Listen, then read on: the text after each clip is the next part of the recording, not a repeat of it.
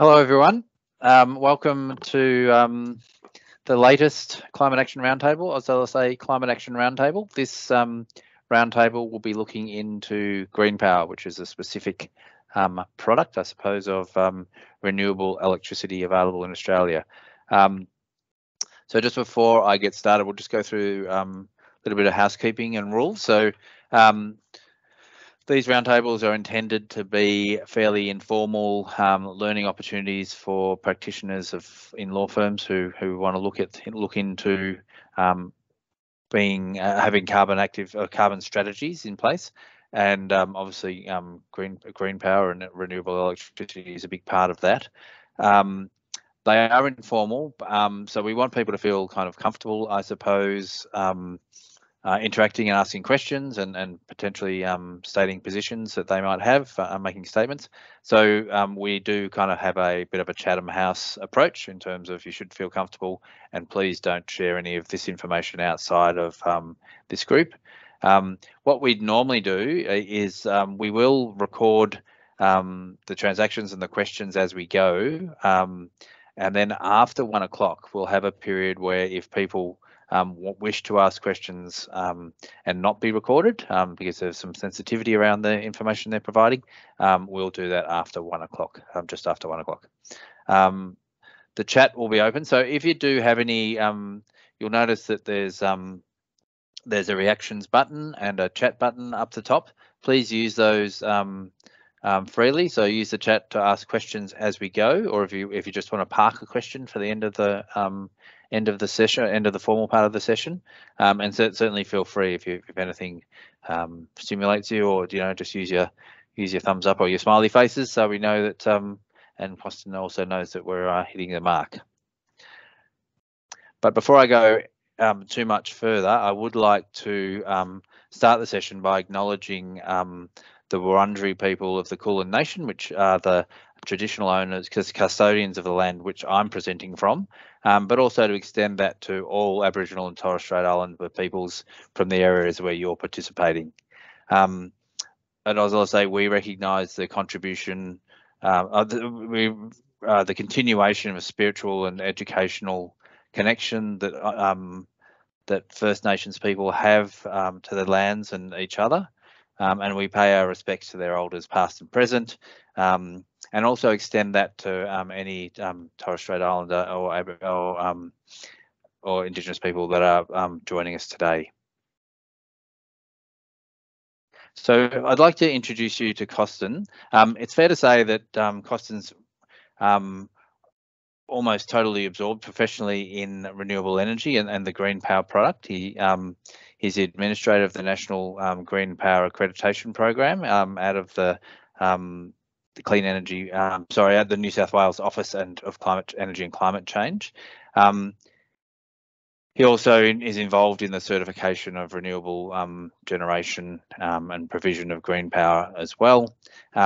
And hopefully at the end of the session, we'll get a chance to hear a little bit more about another project Costin works on, which is the emergence of a renewable gas product that's likely to come into the market soon. So without further ado, Costin, I'll hand over to you. Costin's going to tell us everything we need to know about to get started with green power and renewable energy. So Costin, if you can turn your camera on, there you are, and your microphone on. I'll stop sharing and you can take over with your presentation. Thank you, Richard. Thank you so much for the introduction and welcoming, inviting us to participate and present to you today. And welcome to all the guests. Let me just bring up my slides. After you taught me the other day how to share them, present them with this nifty Teams app. Wonderful. And Richard, can you confirm that you can see the slides here? Yes, you're good to go. Wonderful. So yeah, thank you for having us here today. This presentation's by GreenPower, and it's about green power in your business. I'd like to start by saying that today's event or presentation is sponsored by GreenPower, which means that the electricity used is matched by renewable energy added to the grid on behalf of AusLSA. And so by the end of this presentation, I'd hope that someone in the audience can answer how on earth that happens. And just a quick disclaimer that the information presented here does not represent the views of New South Wales Treasury or the National GreenPower Steering Group, but is from the GreenPower admin team, which I am part of. So I'd also like to do an acknowledgement of country. I'd like to acknowledge the traditional custodians of the various lands on which we're joining this meeting from today.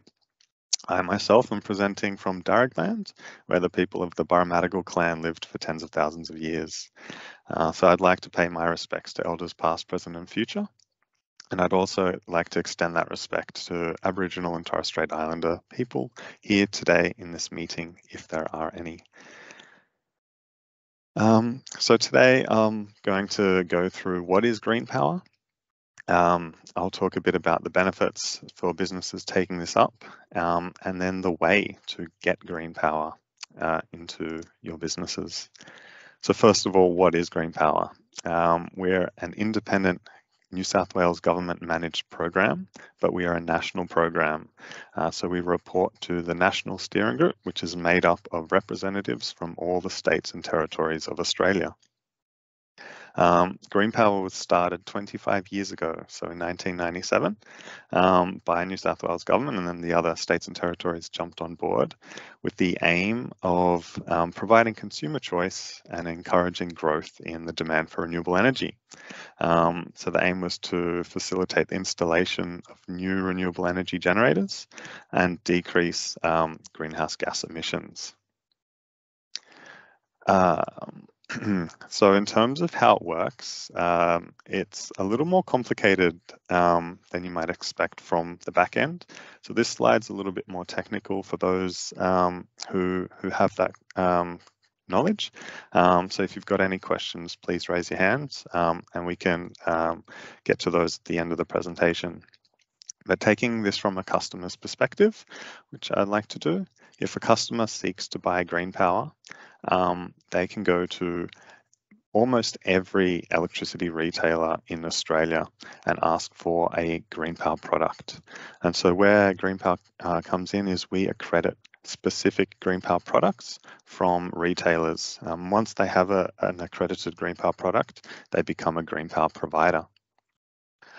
So that customer, say they use electricity in their buildings, and say that is about 10 megawatt hours worth of electricity. That retailer is then obliged through their GreenPower product to seek a renewable energy to the equivalent of that customer's demand. So they'll go from number 2 to point 3, where they procure renewable energy from a generator. And so some of you would already know this, but others may not. In Australia, renewable energy is accounted for through certificates. So there is a renewable energy certificate that is allocated to a renewable energy generator every time they inject renewable energy into the grid. And this is a great mechanism that the federal government has initiated that allows the buying and surrendering of these certificates to attribute renewable energy and give allow customers to invest in those renewable energy generators. So GreenPower has specific generators. We don't accredit every generator in the country, only generators that meet our strict criteria, so have a net environmental benefit. And that GreenPower provider has to buy the equivalent amount of energy from those specific generators. And what they do is they surrender those certificates, so they're out of the market so that no one else can buy the renewable energy certificates attributed to that energy going into the grid. And GreenPower in the middle, we audit all that. So the reason we exist is to ensure that there's no greenwashing. We exist so that when a retailer buys those renewable energy certificates from a renewable energy generator on your behalf, that happens and that no one else can buy that renewable energy or the rights to that renewable energy. And so this is a market-based mechanism, and it's it's, I guess, quite a comprehensive one that's been around for a long time. And our role is just that accreditation and auditing for the purpose of your benefit, so that you can make clear statements about the fact that you have bought GreenPower. And so you'll see the GreenPower tick on any products that are offered by those retailers. So a lot to unpack there. Definitely keen to answer any questions about how that all works, but we'll save them till the end of the presentation. So here's just a quick overview of all those generators that we've accredited. I like seeing this map because there are generators all over the country. You can see most of the generators are small solar, so there's 416 on our last count, but most of the generation itself comes from those big wind farms all around the country, adding renewable energy to that grid. GreenPower has been around, as I said before, for 25 years. It's quite a successful program. We've got a strong brand recognition. And in that time, well, since 2005, actually, we've seen over $900 million invested into Australia's renewable energy industry, really propping up the renewable energy industry, as we're a voluntary program which works on people voluntarily buying GreenPower to support that industry. And so that's an equivalent of over 450 megawatts of new capacity added to the grid, and helping Australia to prop up our renewable energy. So the equivalent of that is 16 megatons of carbon emissions avoided, and we're quite popular on our socials with over 47,000. So if you're not already following us on Facebook or LinkedIn, please search for GreenPower with one word.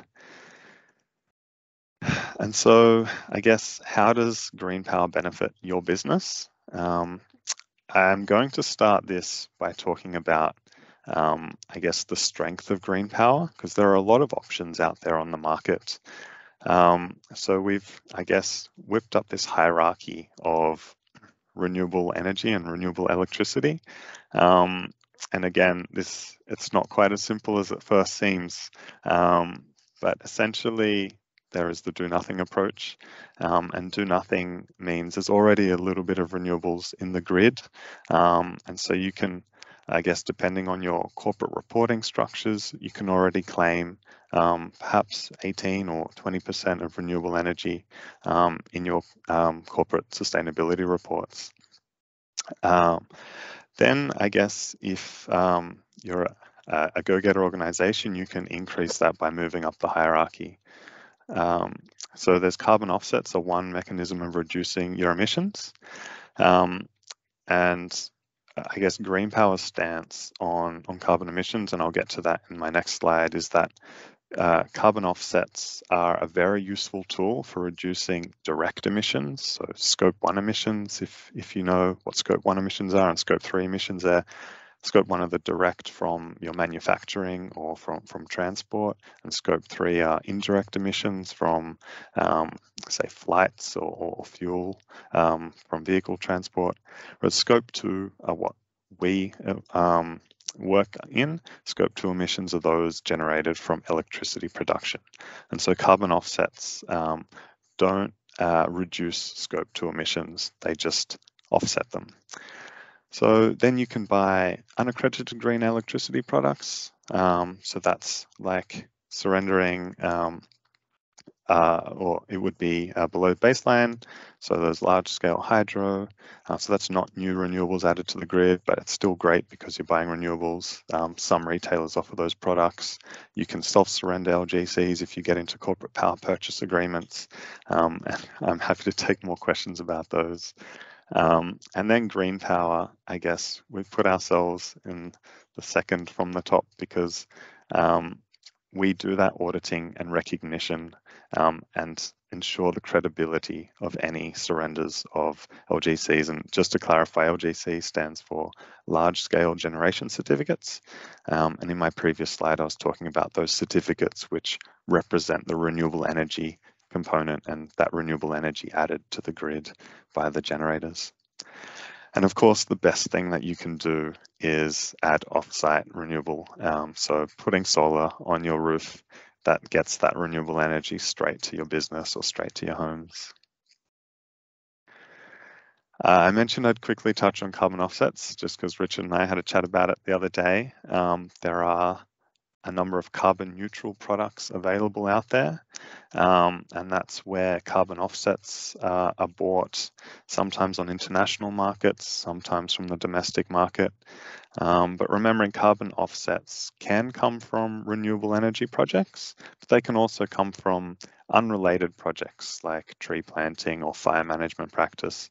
And although, as I said, they're really valuable tools for reducing Scope 1 emissions, those direct emissions, and Scope 3 emissions, that we as GreenPower don't feel that they're appropriate for reducing your Scope 2 emissions, because you can buy renewable energy, which directly invests in more renewable energy added to the grid, and that means the emissions don't happen. So why is GreenPower the best choice? As I said before, it's because of that auditing and recognition. So GreenPower is a smart choice because we're recognized by a number of other certification programs out there. So the NABERS, the National Australian Built Environment Ratings Scheme, they deal with buildings. When they see GreenPower on an invoice for building consumption, they often increase the star rating of those buildings to a higher level. And the same thing with the voluntary program for Green Star. Both those programs highly recognize GreenPower as a source of accountability. It means that they don't have to do the auditing work behind whether renewable energy has been purchased and added to the grid on behalf of that building consumption. And we also see that customers love to see that their business or the businesses that they're directing their money to are doing the right things. And that's by being environmentally conscious and supporting our renewable energy industry by buying that renewable energy and meaning it gets added to the grid. And so employees love working for a company like that, at least from our research. And so there are a number of ways to get GreenPower. I'm not a salesman, but I don't have to be. We're an accreditation program, and so our brand speaks for itself. But in terms of buying it, I guess there are 4 ways. I'm only going to touch on the first 2 today, so I guess coupled and decoupled. But if you're a very, very large energy user, feel free to get in contact with myself or my colleague Anya, who's also on the call today, and we can talk through Connect and Corporate Direct as well. But the normal way of buying GreenPower, as I said very early on in my presentation, when that customer reached out to their retailer, you just need to call them up, send them an email, log online and click the GreenPower button.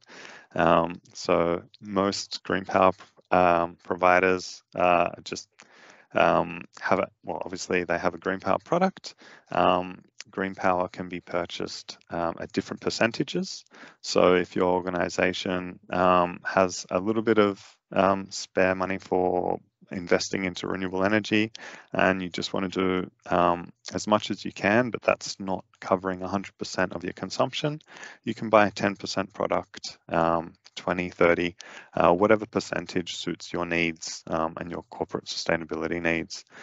So we feel like that flexibility can allow businesses to still contribute and do their part to the renewable energy transition and still get that recognition by using the GreenPower logo if you choose. So the cost of GreenPower varies retailer by retailer, and that's very important. Not only does the cost vary, but the name of the GreenPower product varies. So when looking for a GreenPower product, it's important to look for that tick or our GreenPower logo and check our website in the Find a Provider tool. The Find a Provider tool lists all the providers who have an accredited GreenPower product. And the cost will differ between those companies based on, I guess, their contractual agreements with those renewable energy generators, the bulk of the cost of GreenPower is those retailers buying those certificates, and those certificates are quite expensive at the moment. They were dipping in price last year. They halved in price, and they've jumped back up again as more and more companies want to do the right thing and are driving that demand for renewable energy certificates. So it might add sort of 4 to 8 cents per kilowatt hour onto an average bill. And my last slide is decoupled. So there is an option to get decoupled from your consumption. And so just a hint, this may be how this event is being matched with renewable energy. But decoupled means that you don't have to go to your particular retailer. If your retailer doesn't sell an accredited GreenPower product, you can go to another GreenPower provider who does and ask them to surrender renewable energy certificates on your behalf. So that provider will undergo the same auditing processes that all the other GreenPower providers do. They'll still be checked by our two-tier auditing system. All it means is that they're literally just buying the amount that you've requested. So you can ask for however little or however much renewable energy to be added to the grid on your behalf to meet your specific demands, and they can do that and provide you with an invoice and the GreenPower stamp as recognition for that. And again, that price would remain roughly the same, maybe a little bit more than the standard consumption-based one, because in that case, you're already with that electricity provider. So that is more or less a wrap from my end in terms of what GreenPower means. Might be a good idea to take questions. Excellent. Well, thanks very much, Costin. That's yeah, really good. I think in terms of most law firms' kind of exposure to understanding kind of the renewable electricity market and then the risks of getting the right product or getting a good product, and there's a lot to learn there. So we've got. So I might just kick off. So just in terms of housekeeping, guys, if you do have a question, if you can just put up your hand, and Kelvin. Eloise has her hand up, Richard. I know. I was going to try and push in front of Eloise, but maybe I should let Eloise get the first question in. No, I'll let Eloise go, and I'll. No, that's okay, Richard. Go for it. Okay.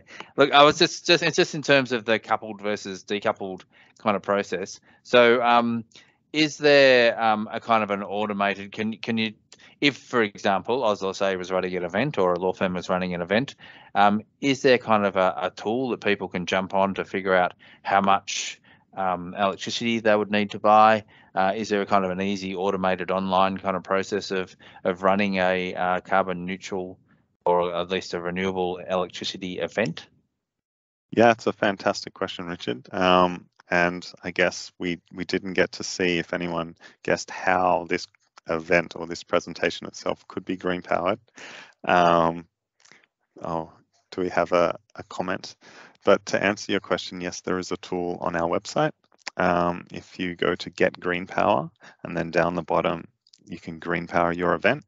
We have a calculator on there, and that calculator, it roughly estimates based on the number of electricity using appliances in that building. If you've sort of got a rough idea of what your consumption is, that will be best from an invoice, but you can add in the number of lights and your air conditioning size and get an estimate of what your consumption would be. And then using that number, you can use our Find a Provider tool to then ask one of the GreenPower providers for an electricity product that matches that consumption. So what I did for this presentation is I did a rough estimate based on the number of expected participants and presenters, matched that with laptop usage and monitor usage, and assuming everyone's using 1 or 2 light bulbs, I calculated amount of electricity that I assume we're using today. And then we, as a program went to one of our GreenPower providers and purchased GreenPower from one of them. So we'll see that come through in our auditing, I guess, next year. And we'll see that that renewable energy attributed to today's event has been added to the grid on our behalf. And just to answer Emma's question, for decoupled power, would it be possible for a business to purchase GreenPower on behalf of staff? That's a great question. It's one we've had before. You can definitely use that decoupled approach to calculate that power. What we do find, though, is that GreenPower providers don't like selling decoupled green power in small quantities. So it is best to aggregate demand if you can and bulk buy a portion. So that is one of the challenges. One of the things that we come up against with decoupled is that providers generally don't like to sell small batches. And one LGC, one of those renewable energy certificates, accounts for 1 megawatt hour of renewable energy, which is quite a lot. It's quite a lot of energy. Back to you, Richard. Thanks. Eloise, do you want to go with your question now? Yeah, so it was actually about this exact issue. So we've been purchasing decoupled green power for, I think, over 10 years. Fantastic. What I have noticed, though, is that the pool of people that we can purchase that from has slowly dwindled to the point that, and I'm wondering if you also bought from Argyle AGX, but they're the only, I think there's 3 on your website, and Argyle AGX were the only one that we could purchase from this year, and that's the first year that it's dwindled to that number. So I'm a little concerned about the future there. We were previously with another company, Tilt Renewables, and buying green power directly from them, but their policy changed recently, and our consumption as a law firm, which is I think around, is it 8? Oh, actually I can't think of it off the top of my head, but it's small. What we buy is now, they said, less than 1% of the volume that they're now selling at.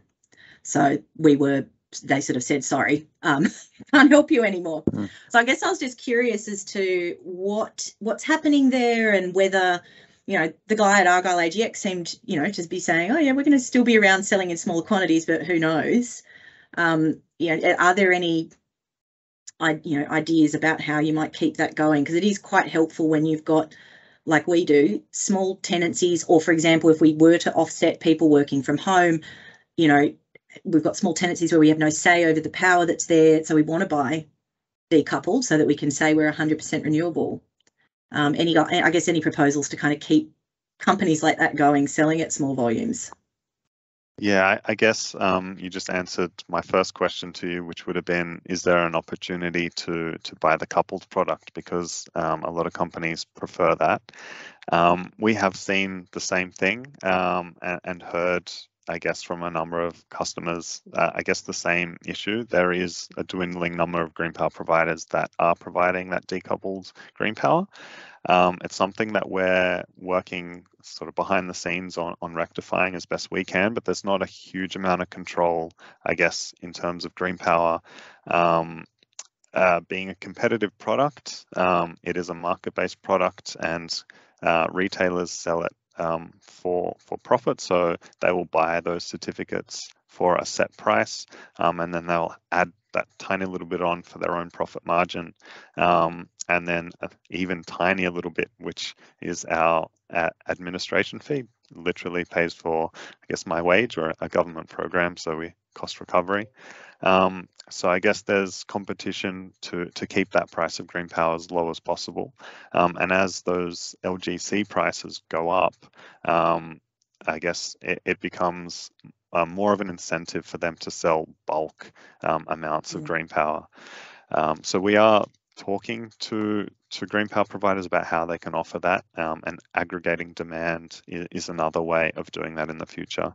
But unfortunately, Eloise, I don't have a simple answer for that one at the moment. Thanks for that, Costin. It does almost sounds like there's a potential little side gig where you could, as Emma suggested, I suppose, aggregate a lot of smaller users and potentially then buy into that market. So that's something to look into. It's actually a fantastic idea, Emma.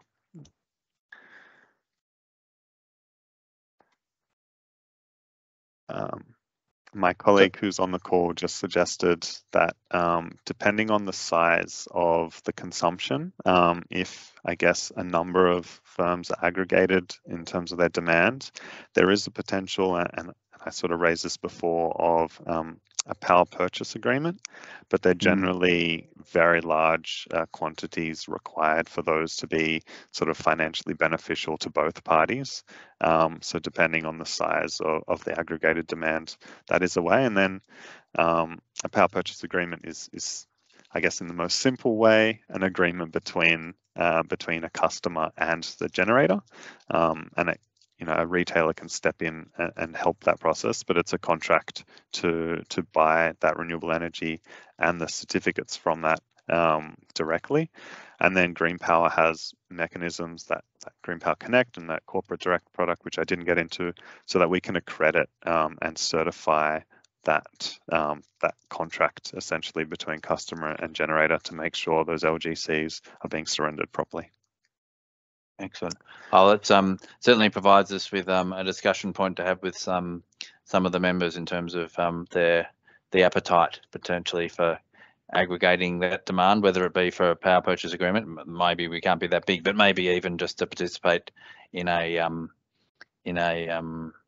with some of these other what was the other product? The corporate direct and GreenPower Connect.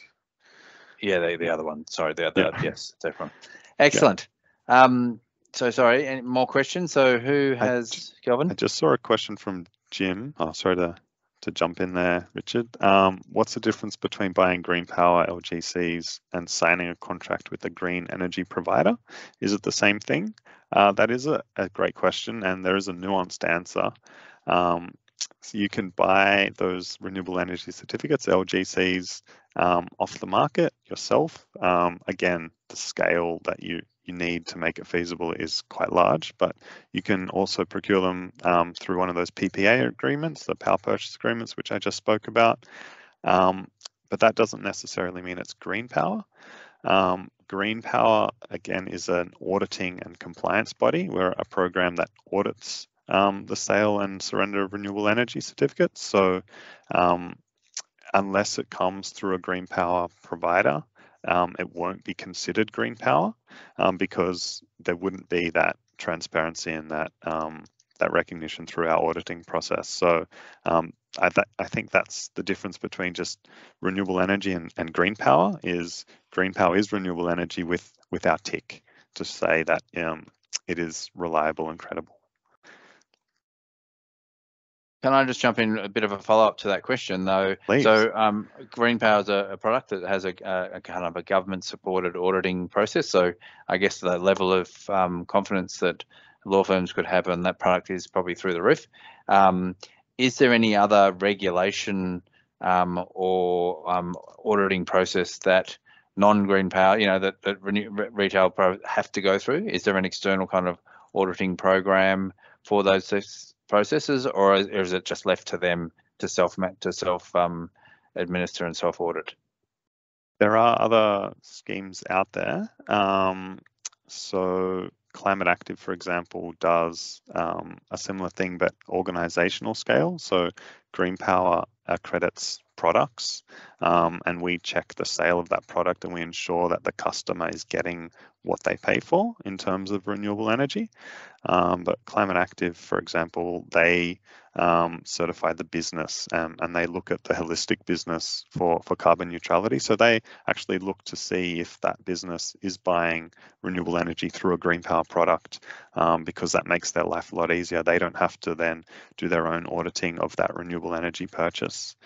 But buying renewable energy through these LGCs is done through the federal government, and that is publicly available.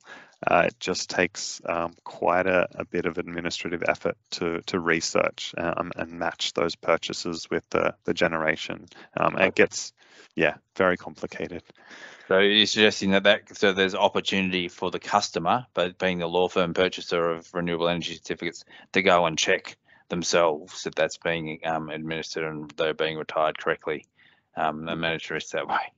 But once again, a specialist sounds like a specialist field. Maybe you It could. requires a high level of sophistication, but yes, it is like possible. You could consult costs. Perhaps.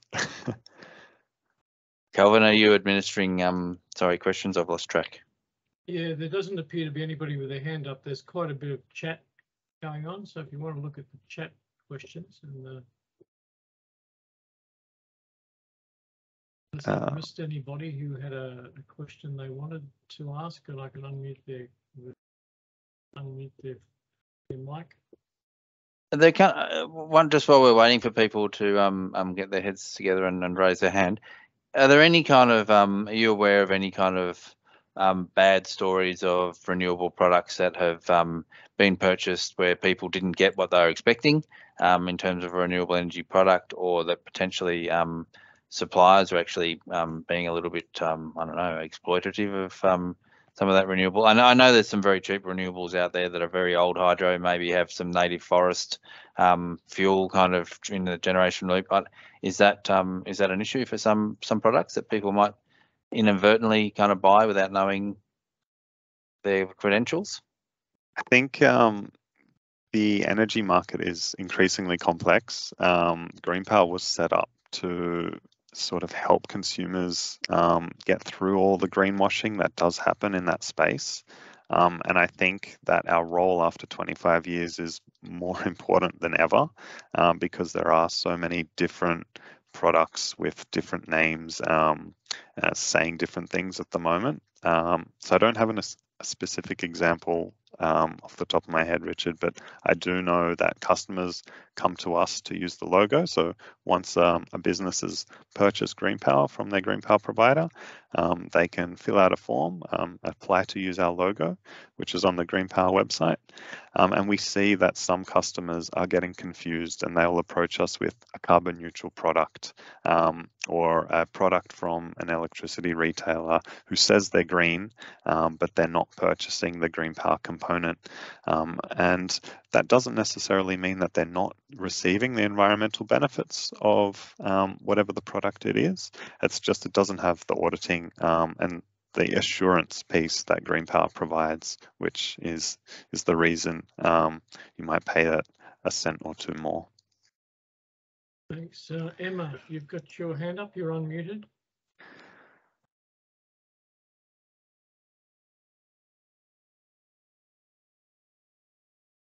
Emma, no? Sorry, my mute came back on. I was hovering over it by mistake. So two things. One, I guess, is a comment to contribute. For our Brisbane office, we only have a small volume of electricity consumption there, but our building manager created a sort of a built buyers group, I guess, for any tenants in the building that wish to acquire GreenPower, and they placed an order on behalf of all of those interested tenants through Argyle as well. So just to share that is potentially another group you can collaborate with to get the right minimum volumes. The other one is a question. Wonderful. Thanks for bringing that up, Emma. The other one is a question. I'm speaking from the question I've added into the chat to say, look, I think it's fantastic that you now have this ability to procure GreenPower on a small scale for events like this one. And my question was, if you can do that, what is it that makes it different when we try to source GreenPower for the entire kind of year consumption of electricity, and that's not enough volume? How is it you can do it for the events, but we can't do it for our office electricity? Does that make sense? Yeah, definitely. And again, I aggregated the number of events that we'll be sponsoring over a course of the year, which comes up to enough of a demand, and so then I can allocate and attribute the GreenPower purchase to individual events based on that estimation, which I get through that calculation tool on the website. So this event will use X amount of electricity. I'd say it would be significantly less than 1 megawatt hour from my calculations. So I can easily attribute one GreenPower accredited LGC to sponsor this event from a pool that I've bought using the aggregation method, which we just spoke about, which seems to be probably the best solution for buying decoupled GreenPower, if that's your only option. So in that case then, and this is just me trying to think through options, could you sort of almost forward purchase to say, well, this is how much electricity we use this year. We assume we'll probably use similar or slightly less next year. Can I buy GreenPower for 2 years to cover 2 years so that I can meet the minimum volume requirements? That's a great question, and it will depend on your corporate sustainability reporting. So different organisations, I mentioned Neighbours and Climate Active and Green Star, but there are other organisations like RE100 and B Corp, and each certification program will have its own requirements about what's expected from businesses that sign up. But if your corporate sustainability reporting is simply to say that we'd like to match our consumption as an organisation with renewable energy added to the grid on our behalf, and therefore reduce our scope 2 emissions, then you can most certainly do that through the GreenPower program.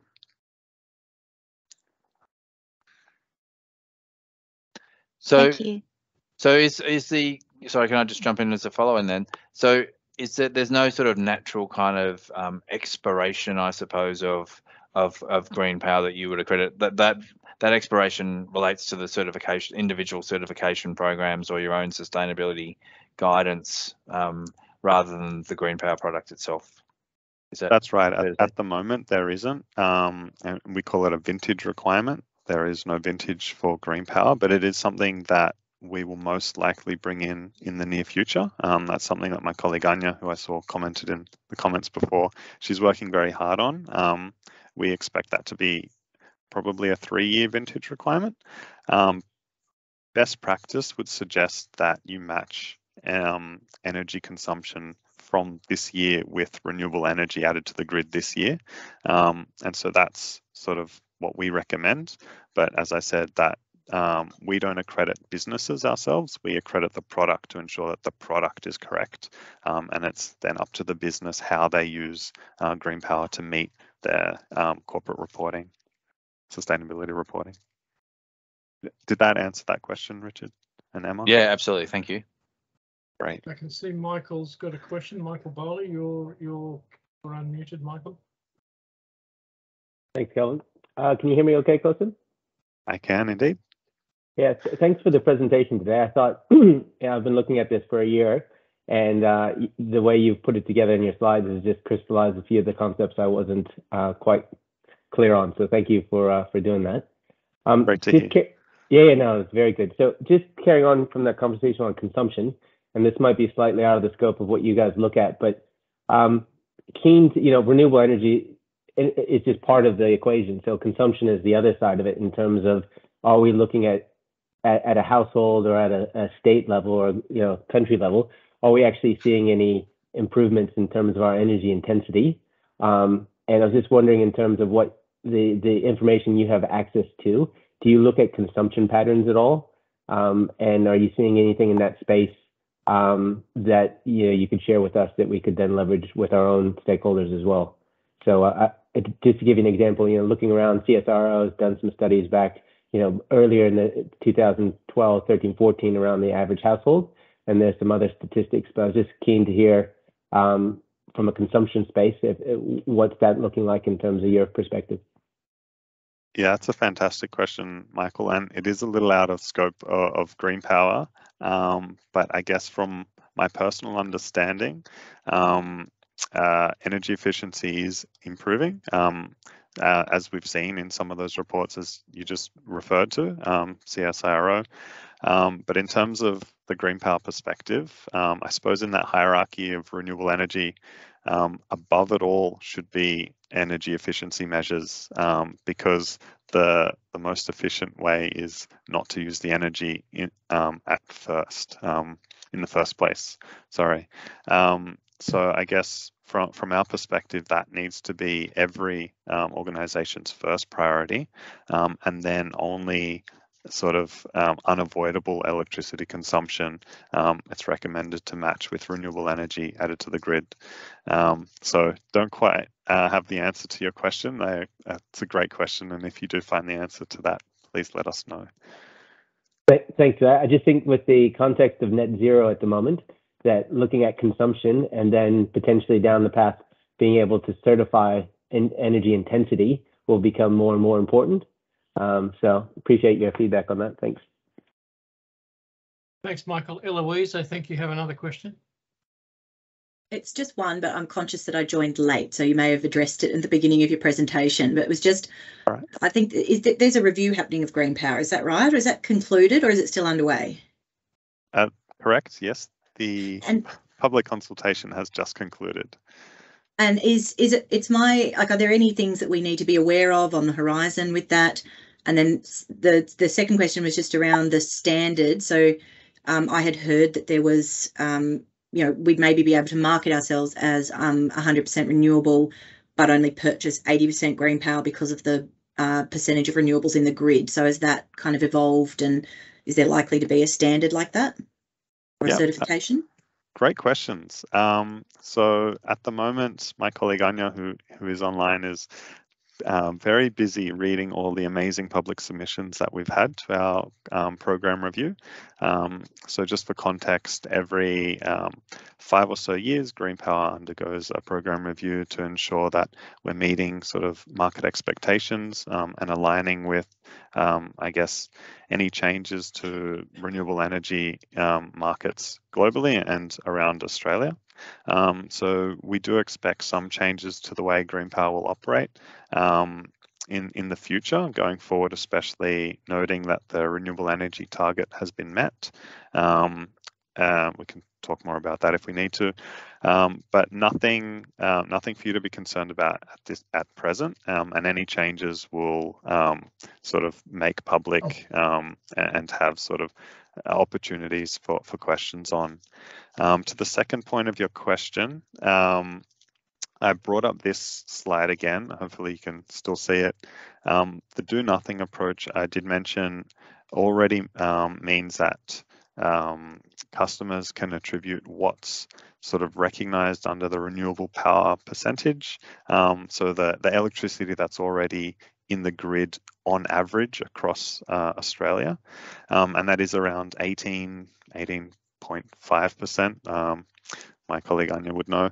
And GreenPower is looking into whether we should, as a program, recognise the RPP, and if we should, how we incorporate that into our products.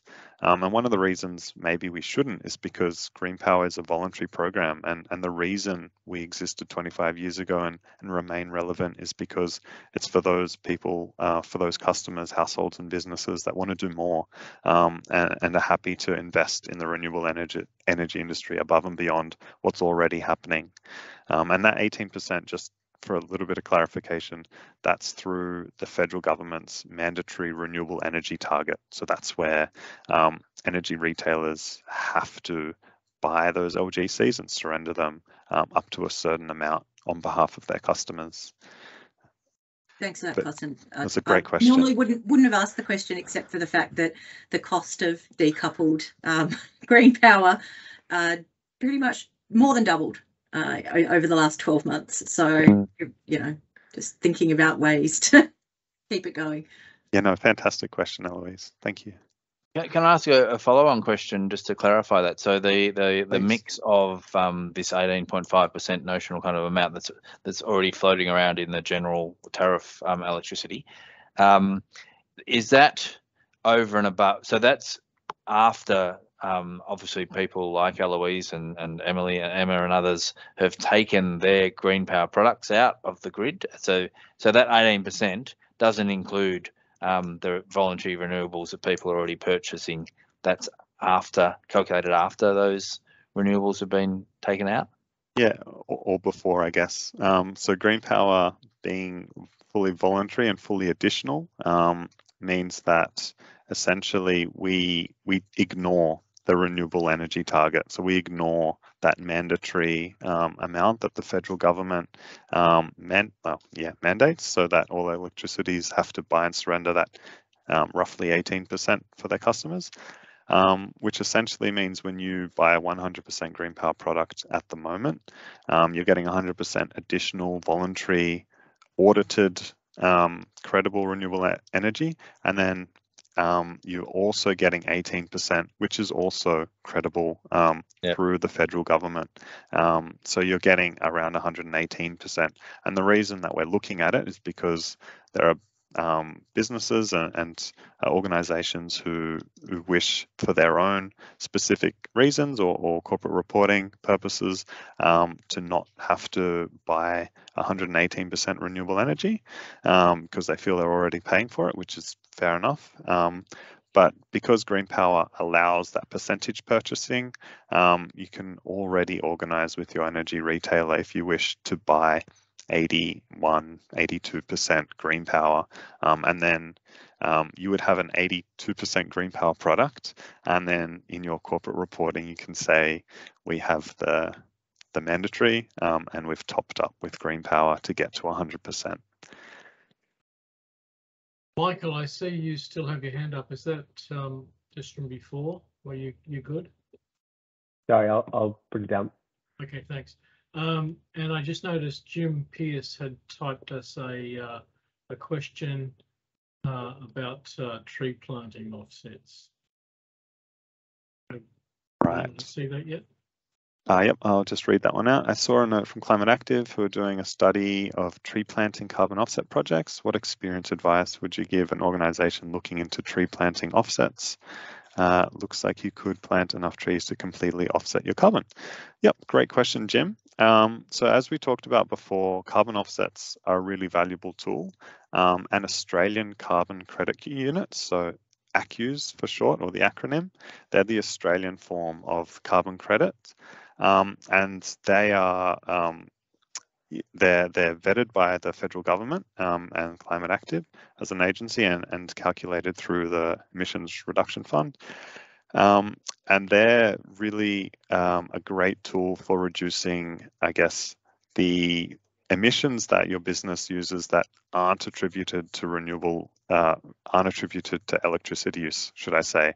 At least in GreenPower's opinion, we think that if you are wishing to get to 100% carbon neutral or 100% emissions free, you need a mix of renewable energy to reduce your scope 2 emissions, those attributed to renewable energy, to electricity use, and then use carbon offsets. And we think ACCUs are the best form of carbon offsets as opposed to international offsets, and use that to reduce your scope 1 emissions and your calculated scope 3 emissions. So using that mixture is probably the best way as for an organization. That's definitely best practice.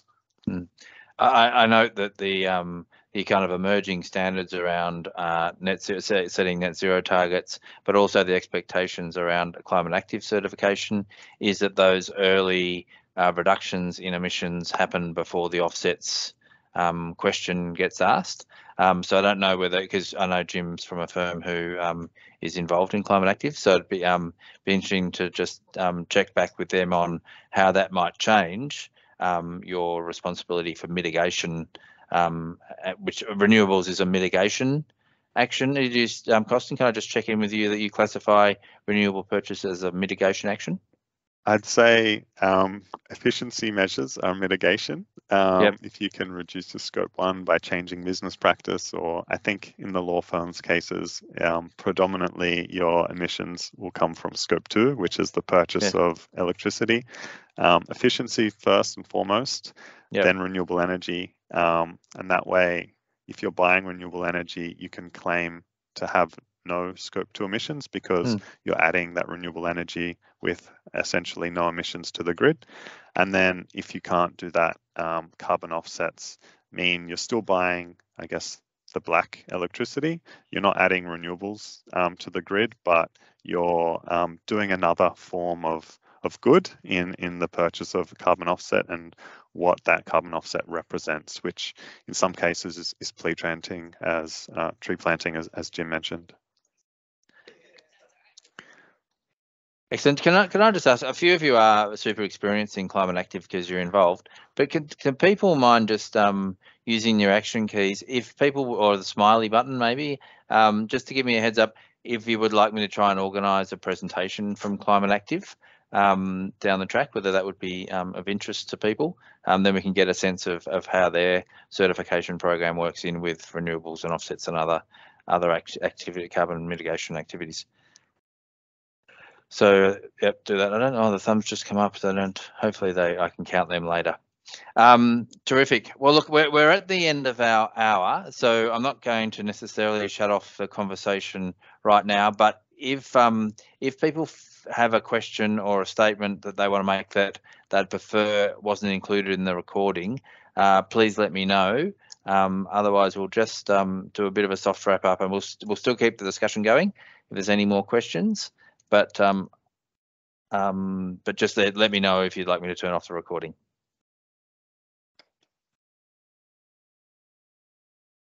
I can see my colleague Anya's just linked our admin inbox. We're always happy to take questions, whatever the questions are. There's no such thing as a dumb question, and I really appreciate the questions that have been asked in today's presentation.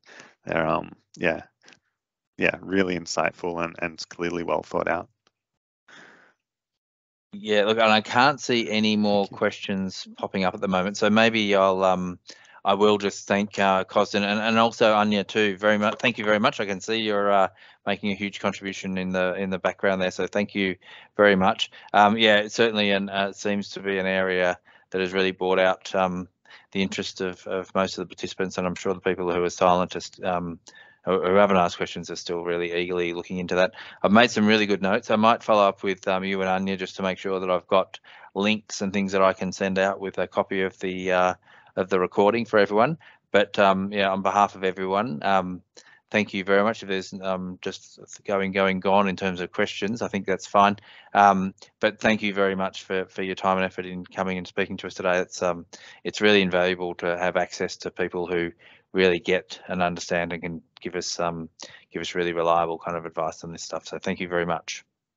Right, you're very welcome, and it's really important to have these sorts of conversations. The more understanding of what should be something simple but is quite complex, I think is better. So yeah, thanks for having us. The devil's in the detail. Thanks, Costin, and thanks to everyone for joining us today.